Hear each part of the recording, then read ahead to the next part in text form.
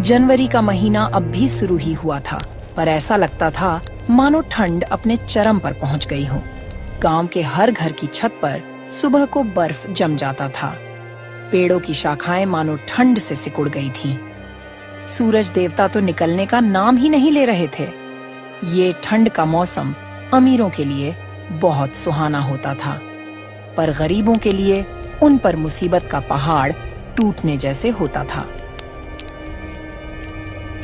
हे ऊपर वाले, ये कितनी ज्यादा ठंड कर दी है आपने। कुछ तो तरस खाओ हम गरीबों पे। देख रही हो लक्ष्मी, कितनी कड़ाके की ठंड है। इस बार घर से बाहर निकला भी नहीं जा रहा है।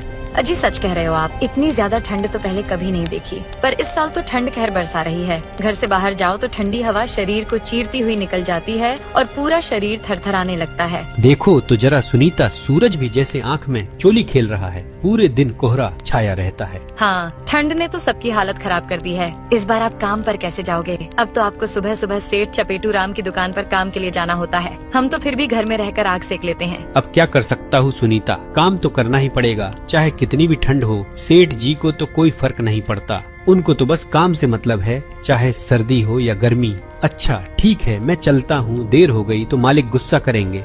भोला एक चाय की दुकान पर चाय बनाने का काम किया करता था, जिससे उससे जो भी पैसे मिलते उससे उसके घर का गुजारा चल जाता था। वैसे तो शिवपुर गांव में हर साल ठंड बहुत ज्यादा पड़ती थी, पर इस बार तो ठंड ने सब रिकॉर्ड ही तोड़ दिया था। पूरा गांव ठंड से परेशान था। पूरे दिन कोहरा छाया रहता था।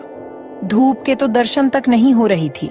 गांव का चौपाल, जहां लोग बैठकर पूरा दिन बातें किया करते थे, आज वो बिल्कुल सुना वीरान पड़ा था। ठंड ने हर किसी को परेशान कर दिया था। आर्यन के पापा, आज तो घर में आटा भी बहुत कम बचा है। बस 5 रोटी ही बन पाई है, तो मैंने आपको दिन के खाने के लिए बांध दी है और 2 रोटी में से एक रोटी बच्चों को दे दूंगी। मेरा तो आज उपवास है। नहीं सुनीता, वो 2 रोटी भी बच्चों को खिला दो। मैं तो चाय पीकर ही काम चला लूंगा। वैसे भी दिन इतने छोटे होते हैं कि आजकल भूख ही कहाँ लगती है। शाम को राशन लेकर आऊंगा, तब रोटी बना लेना आराम से। सुनीता को भी पता था कि 1 कप चाय से पूरा दिन निकलना मुश्किल है, पर गरीबी के कारण वो कुछ कर भी नहीं सकती थी। भोला काम के लिए घर से बाहर निकल रहा था। बाहर बहुत ज्यादा ठंड पड़ रही थी।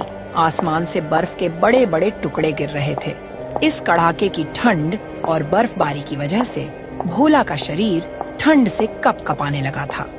उसके शरीर पर एक भी गर्म कपड़ा नहीं था। धोती और कुर्ता में उसे और भी ज्यादा ठंड लगती, पर वो मजबूर था। अपने हालातों के कारण इतनी ठंड में भी उसे काम पर तो जाना ही पड़ता था। शरीर को जमा देने वाली ठंड में भी भोला अपने मालिक की दुकान पे सुबह 6 बजे तक टाइम से पहुंच जाता था। अरे भोला आ गया, ठंड में जरा जल्द आ जाया कर। सारे कस्टमर चाय का इंतजार करते हैं और तुम देर से आते हो। ऐसे नहीं चलेगा। सेठ जी, इतनी ठंड पड़ रही है मानो की जान लेकर ही मानेगी। बर्फ जैसी ठंड है, इसीलिए थोड़ा देर हो जाती है। ठीक है, मुझे कहानी मत बताओ, जरा जल्द आया करो। जाओ जल्द से बर्तन धो डालो। बर्फ जैसे ठंडे पानी में बर्तन धोना भोला के लिए आसान नहीं था, पर वो कर भी क्या सकता था। कहते हैं ना, गरीबी और भूख सब करवा देती है।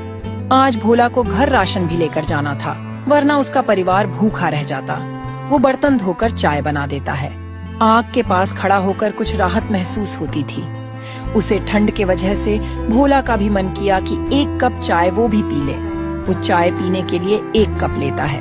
वैसे ही उसका मालिक चपेटू राम उसे देख लेता है और गुस्से में बोलता है, भोला, तुम्हें यहाँ चाय बनाने के लिए रखा हूँ या चाय पीने के लिए? मैं खुद पूरे दिन में 1 चाय पीता हूँ, इस दुकान का मालिक होकर भी, और तू नौकर होकर चाय पिएगा। अब तक ना जाने कितनी चाय पी चुका होगा तू। आज तेरी दिहाड़ी से 2 कप चाय के पैसे काट लूंगा, तब पता चलेगा तुम्हें। और कल से मेरे यहाँ काम पर मत आना। नहीं मालिक, आज पहली बार चाय मैंने पिया है इस दुकान से। वो आजकल ठंड ज्यादा बढ़ने लगी है। मेरे पास गर्म कपड़े भी नहीं हैं, इसीलिए गलती हो गई। मालिक, अब ऐसा कभी नहीं करूँगा। आप मेरे पैसे मत काटिए। आज घर पे राशन तक नहीं है, बच्चे भूखे हैं मेरे मालिक। ये सब तुझे चाय पीने से पहले सोचना था। मैंने ठेका नहीं लिया है तेरे बच्चों के पेट भरने का। चल जा, अब काम कर, चुपचाप जाकर। बेचारा भोला पैसे कम मिलने की बात से परेशान था।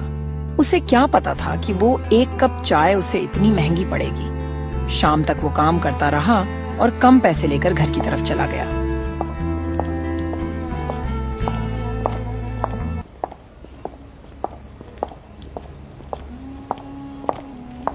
उसने कुछ पैसों से घर का राशन लिया और घर आ गया। भोला अपने घर पहुंचता है तो उसकी पत्नी सुनीता उससे कहती है, अजी क्या बात है, आप इतने परेशान क्यों लग रहे हो? और ये राशन भी इतना कम ले आए हो, इससे तो बस 1 हफ्ते ही काम चल पाएगा। भोला सुनीता को सारी बातें बता देता है। सुनीता, मैं बहुत मजबूर हूँ। मालिक ने मुझे काम से निकाल दिया आज, क्योंकि मैंने 1 कप चाय पी लिया था और तो और मेरे पैसे भी काट लिया, इसीलिए राशन कम ले आया हूँ। हे भगवान, तूने यह ठंड क्यों बनाई है? हम गरीबों का गुजारा कैसे होगा? अब क्या होगा जी, ऐसी सर्दी में कैसे गुजारा होगा हमारा? तुम परेशान मत हो, मैंने थोड़ा पैसा बचा लिया। यह लो, और बच्चों के लिए गर्म कपड़ा ले लेना। अजी आप अपने पास ही रखो और अपने लिए गर्म कपड़े ले लेना। हालत तो देखो जरा अपनी, इतनी ठंड में सिर्फ ये धोती कुर्ता ही है आपके पास। आपको भी तो ठंड लगती होगी। बच्चों के पास अभी पुराने कपड़े हैं, उनसे काम चल जाएगा। और मैं तो ज्यादातर चूल्हे के पास ही रहती हूँ, मुझे घर में इतनी ठंड नहीं लगती। आप तो बाहर काम करते हो।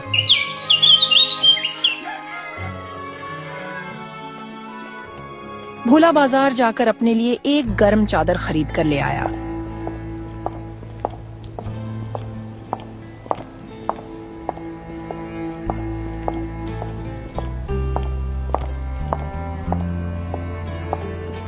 सुनीता जब खाना बनाती है तब बच्चे उसके पास ही बैठे रहते थे और आग तापते थे। सुनीता, मैं बाहर जाता हूँ, देखता हूँ शायद कोई काम मिल जाए। ऐसे घर पर खाली तो नहीं बैठ सकता। अगर घर पर रहूँगा तो खाने के लिए मुहताज हो जाऊँगा। हाँ जी, ध्यान से जाइएगा और शाम को समय से घर वापस आ जाइएगा। ठंड बहुत ज्यादा हो रही है। भोला घर से बाहर निकल जाता है। बाहर ठंडी हवा चल रही थी, पर भोला उसकी परवाह किए बिना बस चला जा रहा था कि कहीं तो उसे काम मिल जाएगा। वह बाजार के एक दुकानदार के पास जाता है और काम मांगता है। भैया जी, क्या आपके पास कुछ काम मिल जाएगा क्या? कोई भी काम दे दो, मैं सब करने के लिए तैयार हूँ। अरे नहीं भाई, कुछ भी काम नहीं है तुम्हारे लिए अभी। वैसे ही सर्दी की वजह से काम ठप पड़ा है आजकल। भोला ने कई जगह काम ढूंढा पर उसे कोई काम नहीं मिला।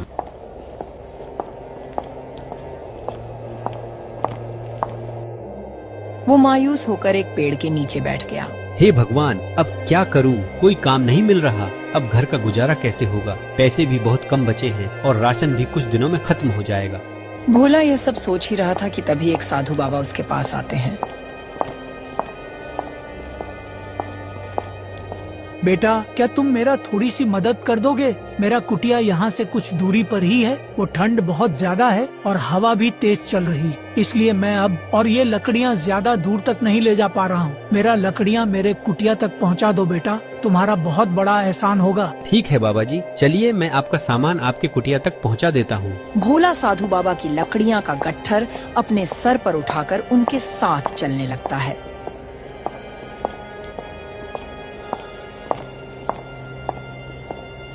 कुछ दूर जाने के बाद साधु महाराज की कुटिया तक पहुंचता है। लीजिए साधु महाराज, आपका कुटिया आ गया। क्या आप यहाँ अकेला रहते हैं? यहाँ तो बहुत ठंड लग रही है। हाँ बेटा, मैं यहाँ अकेला रहता हूँ। मैं इसी कुटिया में तपस्या करता हूँ। यहाँ बहुत ठंड लगता है, इसीलिए लकड़ी लाने गया था। बस एक मेरी गाय रानी मेरे साथ रहती है, पर अब मैं इसका भी ठीक से ख्याल नहीं रख पाता हूँ। अच्छा बाबा, अब आप आग जलाकर आराम करें और कुटिया को गर्म रखें। ठंड बहुत ज्यादा है। मैं अब चलता हूँ, मेरे बच्चे घर पर इंतजार कर रहे होंगे। इतना बोलकर भोला अपने घर की तरफ चल पड़ता है। तभी साधु महाराज बोल पड़ते हैं, रुको बेटा, मेरी गाय रानी को भी अपने साथ ले जाओ। इसको अच्छा से देखभाल करोगे, इसकी सेवा करोगे तो ये तुमको बहुत ज्यादा दूध देगी। मैं तो इसका ध्यान ठंड के कारण रख नहीं पाता, इसे तुम ले जाओ। अब मना मत करना बेटा, एक साधु का आशीर्वाद समझकर रख ले। अरे महाराज जी, अब आप इतना बोल ही रहे हैं तो मैं इस गाय माता को अपने साथ ले जा रहा हूँ और इनकी खूब सेवा पानी करूँगा। भोला गाय को लेकर घर की ओर चल देता है।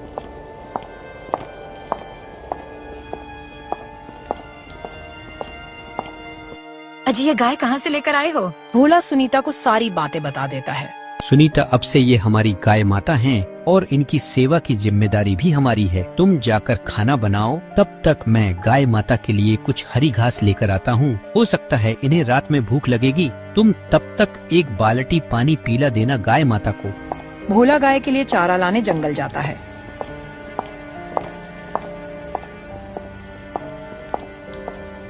और घास लेकर आता है और गाय को दे देता है। चारा खाने के कुछ देर बाद गाय बहुत सारा दूध दे देती है। देखो सुनीता, हमारी गाय ने कितना सारा दूध दिया है। ये सच में कमाल की गाय है। इतना सारा दूध तो हम पी भी नहीं पाएंगे। लाइए, पहले मैं कुछ दूध की चाय बना देती हूँ, फिर पूरा परिवार आज साथ बैठकर गर्मा गर्म दूध पीकर ही सो जाएंगे, क्योंकि घर में ज्यादा राशन नहीं बचा है। फिर उस दिन भोला का पूरा परिवार गाय माता के दूध से अपना पेट भर लेते हैं और सब आराम से सो जाते हैं।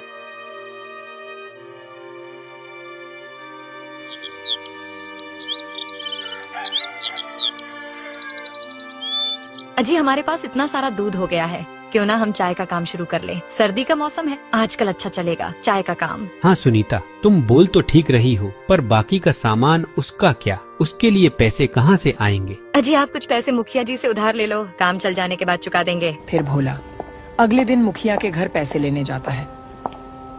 मुखिया बहुत ही अच्छा और दयालु इंसान था।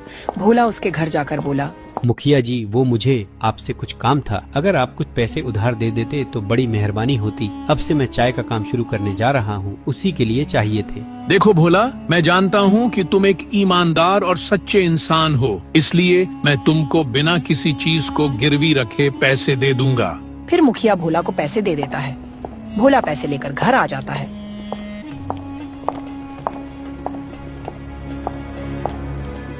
और अगले दिन वो चाय का काम शुरू कर देता है। भोला इतनी अच्छी चाय बनाता है कि सब उसकी चाय के दीवाने हो जाते हैं। लगता था गाय माता के दूध से बनी चाय में कुछ जादू था। जो चाय पीता बस उसी चाय के गुण गाने लगता। इस तरह जो भी भोला की चाय पीता वो रोज उसकी दुकान पर आने लगा। अब भोला का चाय का काम बहुत तेजी से चलने लगा। उसकी दुकान पर चाय पीने वालों की लंबी लाइन लगने लगी। ये सब देखकर सेठ चपेटू राम को उससे जलन होने लगी। ये ससुरा तो बड़ा चालाक निकला। मैंने इसे काम से निकाल दिया तो इसने खुद की दुकान खोल ली। इसे तो सबक सिखाना ही पड़ेगा। सेठ चपेटू राम कुछ गुंडों को अपने पास बुलाता है और उनको भोला को परेशान करने के लिए पैसे देता है।